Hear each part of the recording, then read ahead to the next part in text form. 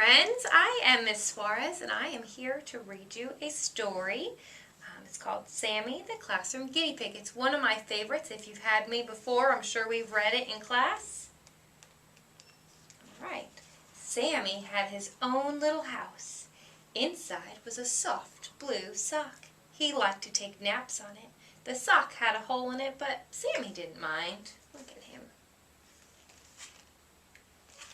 The house had two doors, one to run in and one to run out. Sometimes he ran in the outdoor and out the indoor. Sometimes he slept on the roof. Sammy felt safe knowing he had a place to hide.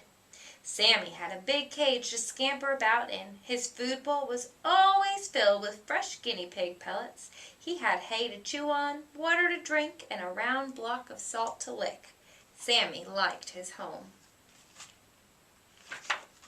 Sammy couldn't read a clock, but he always knew when Miss B, the teacher, would arrive.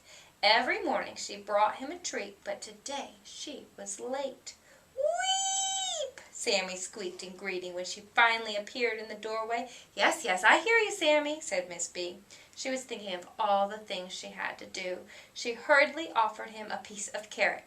Sammy stood up on his hind legs, a difficult trick for a guinea pig, to take the carrot. Guinea pigs have individual tastes. Sammy liked many kinds of fruits and vegetables. Miss B's class had learned that Sammy's favorite treat of all was cantaloupe rind.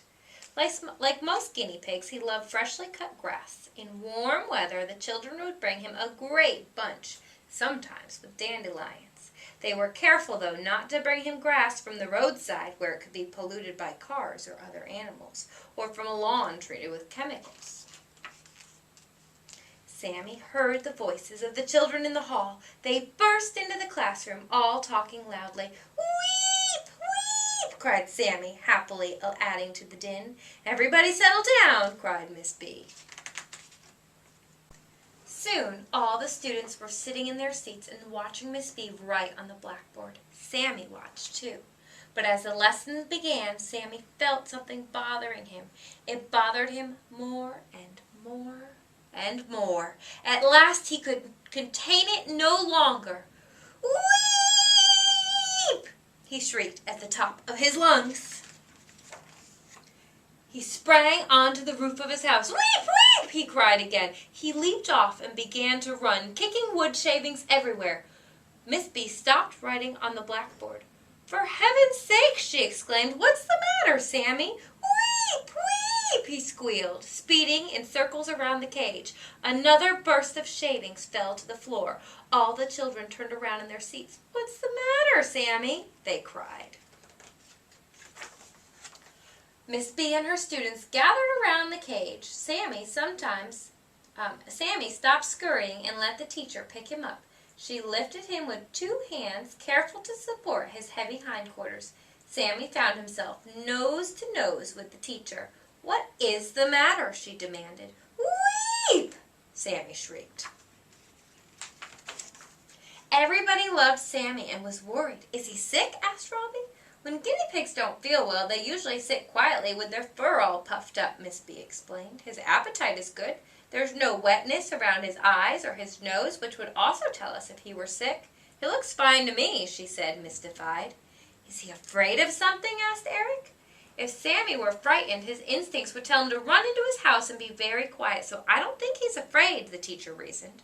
"I've taught you to talk softly and be gentle when you play with him. That way he won't be afraid of us. He will think of us as his friends." "Maybe something's hurting him, Miss B," said Lisa, worried. "Well, let's take a look," responded the teacher. Sammy felt himself being lowered onto a table. Miss B lifted up each of his little ears and looked into them. He felt her fingers parting his fur to reveal his skin. He wished she would scratch him under the chin instead. He liked that. "Do you see any red marks or bald spots?" she asked the class. "That would tell us if Sammy had a skin problem.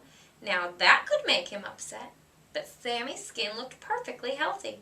"Because we keep his cage nice and clean, it's unlikely he would have that problem. I can't imagine why he was screaming so," the teacher confessed.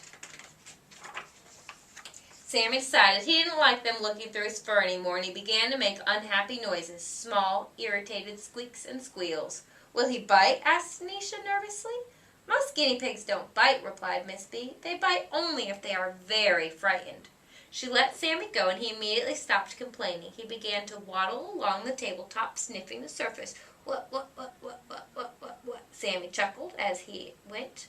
"That's his exploring sound," said Miss B.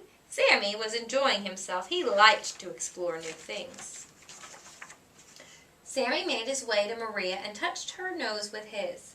"That's how guinea pigs recognize and greet each other," explained Miss B. "Doot, doot, doot, doot, doot," Sammy burbled in soft musical tones. "That means he's happy," she said. Sammy was glad when Maria picked him up and cuddled him. Her sweater was soft and warm.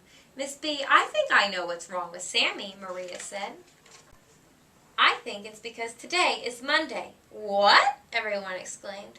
"Sammy was alone all weekend," Maria explained. "I think he's glad to see us. He wants our attention, that's all." Miss B studied the little guinea pig. "Sammy," she said sternly, "is this true? Is that what's the matter?" Maria set Sammy down on the table and everyone gathered close. Sammy felt someone scratch his chin. He scrunched his nose up in pleasure. "Doot, doot, doot, doot," he chuckled happily. All his friends were back. All right, friends, so that was Sammy, the Classroom Guinea Pig by Alex Berenzi. It is an AR book, so if you're going to take an AR test on it in the morning, you might want to listen to this video one more time. And everybody get a good night's sleep, and we'll see you in the morning.